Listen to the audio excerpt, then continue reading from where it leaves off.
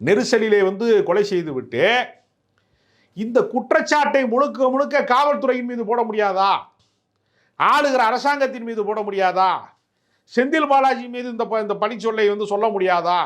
இந்த கொலை குற்றத்தை ஒட்டுமொத்தமான உயிரிழப்புக்கு காரணம் என்று தமிழ்நாட்டினுடைய முதலமைச்சர் மீது குற்றச்சாட்டு சொல்ல முடியாதா என்பதற்காக சோசியல் மீடியாவில் தப்பும் தவறுமான தகவல்களை பரப்பி மிக எளிதாக தப்பித்து விடலாம் என்று நினைக்கிறான். இவன் பெரிய வீரன் தானே, இவன் குற்றம் இல்லாதவன் தானே. பாதிக்கப்பட்டவர்களை போய் மருத்துவமனையில் பார்க்கறதுக்கு என்ன புஷி ஆனந்த பார்க்குற பல லட்சம் பேர் கூட்டிடுவானா?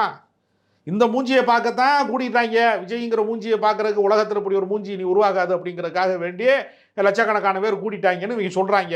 27,000 பேர் கூடுனதுக்கே 41 பேர் சாவாகி போச்சு. அதனால் இப்போ மரண வியாபாரிகள் மாதிரி ஆயிட்டாங்க இவங்க. போர்கள் நடக்க நடக்க ஆயுதங்கள் விற்பனையாகும் அப்படின்னு மரண வியாபாரிகளாக மாறுவார்கள், ஆயுத வியாபாரிகள்னு சொல்லுவான். ஏறத்தாழ தாவேகாக்காரன் எல்லாருமே ஒரு மரண வியாபாரி ஆயிட்டான். இந்த மரணத்தை வைத்து எப்படி கல்லா கட்டுறது,